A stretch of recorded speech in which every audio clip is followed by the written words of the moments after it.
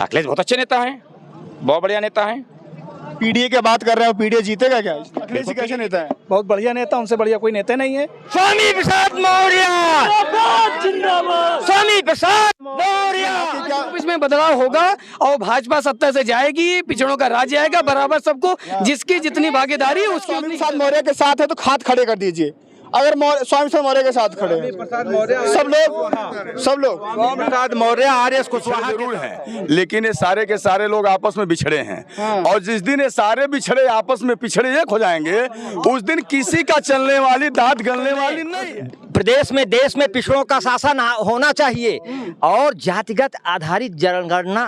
समाज को गुमराह करने वाले से केशव प्रसाद मौर्य जैसे कुछ लोग हैं जो स्वयं के स्वार्थ के लिए, जिनको भाजपा बताती है, सत्ता बताती है कि हम अपना आपको कोई अपना निजी स्वार्थ देंगे, उस वजह से वो पूरे समाज को मिला है कि समाजवादी पार्टी पूरे उत्तर प्रदेश में बड़ी मजबूती के साथ चुनाव लड़ने जा रही है। इस बार भाजपा का लोकसभा के चुनाव में, जहाँ तक केशव जी की बात थी, जब 2017 का चुनाव हुआ था तो उनको देखते हुए कि वो मुख्यमंत्री बनने जा रहे हैं, इसीलिए पूरे प्रदेश में जितना कुशवाहा मौर्य शाह के सैनी था, उन्होंने उनको मुख्यमंत्री बनाने का लिए उनको वोट दिया था।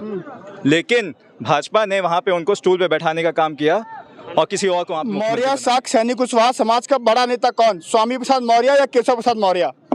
स्वामी जी। पार्टी ने 2024 चुनाव के लिए बिगुल फूंक दिया है। लखनऊ में जातिगत जनगणना को लेकर के हुए सम्मेलन में समाजवादी पार्टी के मुखिया ने साफ संकेत दे दिया है कि 24 में जो जातीय जनगणना की बात करेगा, जो ओबीसी की बात करेगा, पिछड़ों की बात करेगा, 24 में दिल्ली वही जाएगा। जातीय जनगणना हो, आरक्षण हो, तमाम जो सरकारी नौकरियों में आरक्षण की बात हो, किस तरह से आरक्षण के साथ खिलवाड़ हो रहा है, तमाम मुद्दों पर बातचीत हुई। अब वो जो जनता यहाँ से निकली है, क्या संदेश लेके जा रही है? क्योंकि अंदर तो बात यही हुई कि यहाँ से जो लोग निकलेंगे जाकर के 24 की तैयारी में जुट जाएंगे और 24 के चुनाव की तैयारी ऐसी करेंगे कि समाजवादी पार्टी जब दिल्ली में सरकार बने तो बड़ी भूमिका में वहां पर पहुंचे। बहुत सारे लोग बातचीत करेंगे। शुभ नाम आपका? सुरेंद्र मौर्य। कहाँ से हैं? लखीमपुर खीरी। क्या लगता है कि अंदर क्या संदेश मिला है आज? हम लोगों को ये संदेश मिला है कि समाजवादी पार्टी पूरे उत्तर प्रदेश में बड़ी मजबूती के साथ चुनाव लड़ने जा रही है। इस बार भाजपा का लोकसभा के चुनाव में सफाया हो जाएगा। तो 24 में क्या है, लगता है कि वहाँ के किसान अब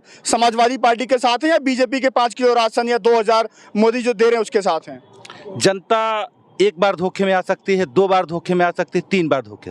उनका धोखा जनता भांप चुकी है कि 5 किलो राशन तो दे रहे हैं लेकिन हमारे बच्चों का भविष्य छीन रहे हैं। इसलिए जनता उनके किसी बहकावे में नहीं आएगी। बदलाव बिल्कुल बदलाव होगा, 100% बदलाव होगा। क्या नाम है आपका?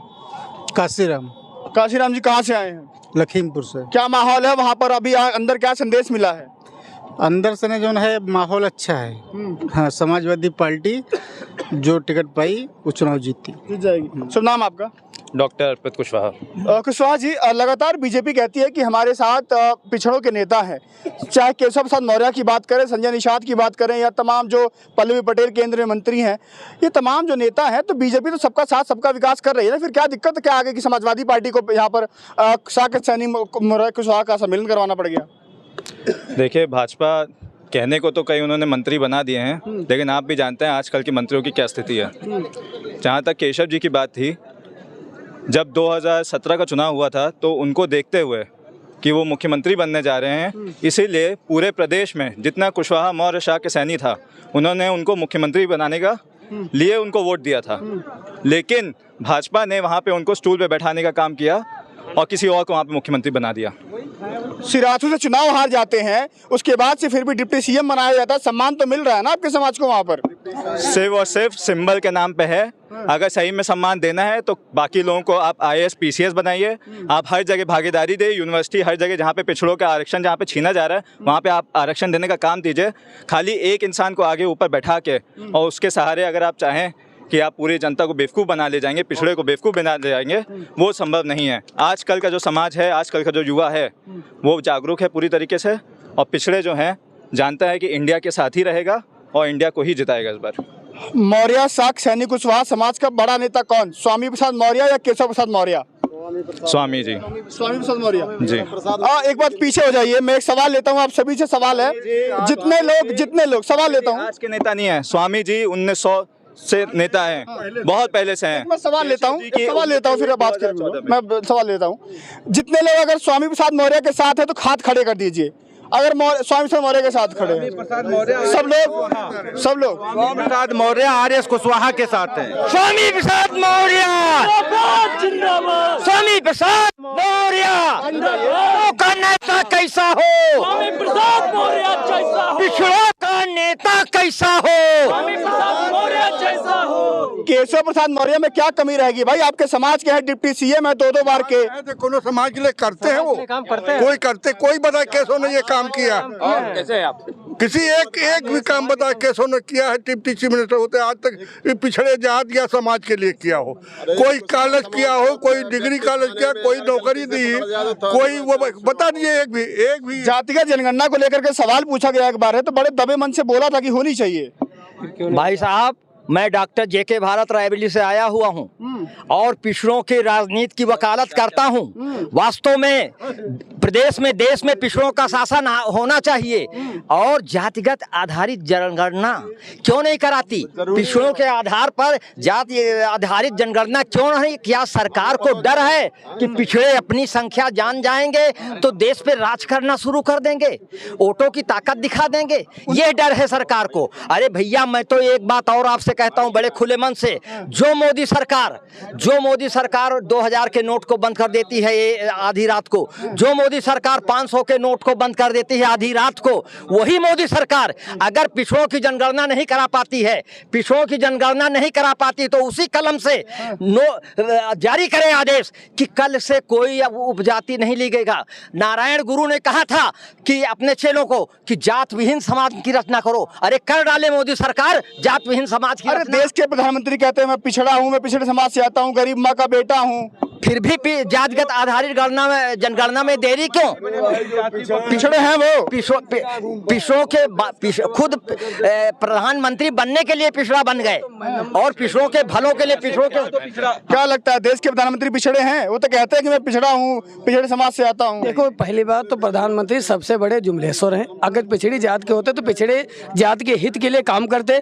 आप किसी भी विभाग को ले लो, सेंट्रल गवर्नमेंट में ले लो, जो पिछड़ों को अनुपात का जो अनुपात है, चाहे नौकरी हो या किसी भी चीज में हो, तो 2 से 3% बचा है। कोई भी सेंट्रल मिनिस्ट्री आप ले लो, किसी विभाग में ले लो, चाहे वित्त मंत्रालय आपका, रक्षा मंत्रालय हो, कोई भी मंत्रालय हो, देख लो पिछड़ों की संख्या अगर 100 की वहाँ पे है तो मुश्किल से 1 से 2 है वहाँ पे। अगर पिछड़े से आते तो पिछड़ों के भलों के लिए काम करते। इतना अत्याचार हो रहा है तो पिछड़े इतना क्यों सो रहे हैं? बताइए ओबीसी समाज क्यों सो रहा है? बताइए फिर। ओबीसी समाज सो नहीं रहा। ओबीसी समाज को गुमराह करने वाले से केशव प्रसाद मौर्य जैसे कुछ लोग हैं जो स्वयं के स्वार्थ के लिए, जिनको भाजपा बताती है, सत्ता बताती है कि हम अपना आपको कोई अपना निजी स्वार्थ देंगे, उस वजह से वो पूरे समाज को गुमराह करते हैं सिर्फ निजी स्वार्थ के लिए।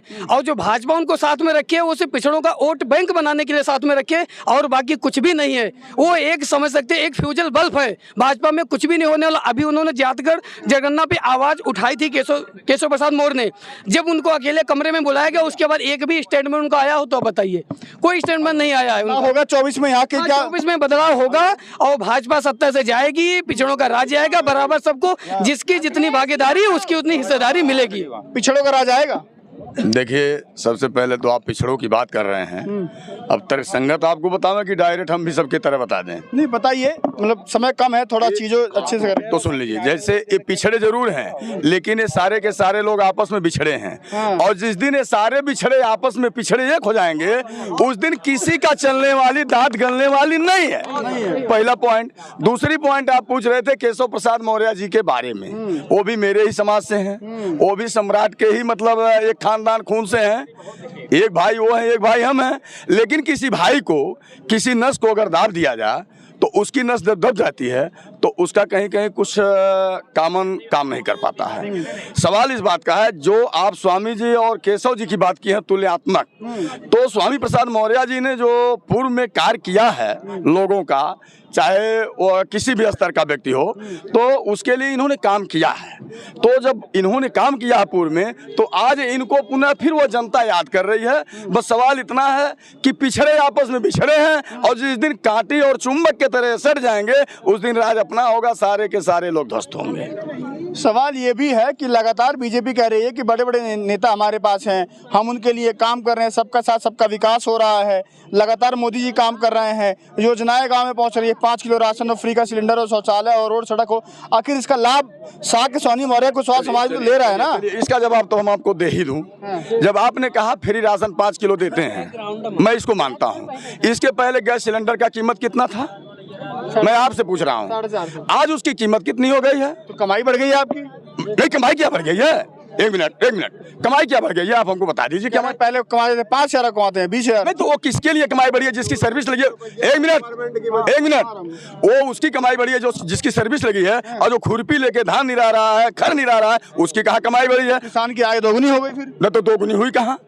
और एक सवाल आप कुछ किए थे, उसका भी जवाब ले लीजिए। कुछ और पूछ रहे थे आप। वो कह रहे सबका साथ सबका विकास कर रहे हैं। नहीं, सबका साथ सबका विकास हो तो आपस में सभी लोग कहते हैं अरे या तो विकास होता है या तो विनाश होता है, दो में एक ही होता है। अच्छा, एक बात बताइए, अखिलेश यादव जी कैसे नेता, वो भी पिछड़े समाज से आते हैं, लगातार अंदर बातचीत हो रही थी जब मुख्यमंत्री की कुर्सी गई उनकी, तो उनके घर को गंगा जल से धुलवाया गया था, गौमूत्र से गंगा जल से धुलवाया गया था। देखिए, जहाँ तक ये सवाल है, स्टूल मंत्री गंगा जल से धुलवाया गया, गौमूत्र से धुलवाया गया, यही सवाल है ना आपका? कहने का मतलब अगर ये पूर्व में घटना नहीं घटता तो आज ये सवाल खड़ा क्यों होता? ऐसी घटना को तो घटना ही नहीं चाहिए, ऐसे घटना को तो पूर्व में घटना ही नहीं चाहिए। इसकी तो मैं घोर निंदा करता हूँ। घोर निंदा करते हैं। इसलिए करता हूँ कि जब विधानसभा वही है, कुर्सी वही है, टेबल वही है, फर्क यही है, डंडे वही है, झंडे बदल गए। अच्छा, आप लोग इंडिया के साथ है कि एनडीए के साथ है? गठबंधन हुआ है नया नया अब इंडिया। ऐसा है, हम लोगों का दिशा निर्देश स्वामी प्रसाद मौर्य का जो होगा वही हम लोगों का सारे कार्य। तो अभी तक मौर्य जी इंडिया के साथ नहीं है? अरे बिल्कुल, जो कहेंगे वही होगा। तो अभी तक बोला नहीं है उन्होंने कुछ? वो जो बोल दिए वो हम लोग समझ, अभी तक नहीं बोला उन्होंने? नहीं, वो चीज बताई नहीं जाती। हाँ। जो चीज उनके दिशा निर्देश पे करना है वो चीज बताई नहीं जाएगी। अगर बता दिया जाएगा तो पोल आउट हो जाएगा। तो समाजवादी पार्टी के साथ है कि नहीं है ये भी तो बताइए। समाजवादी के पास तो आज से है, जब से स्वामी जी है तब से हैं। स्वामी जी जहाँ रहे तहाँ हम लोग रहे।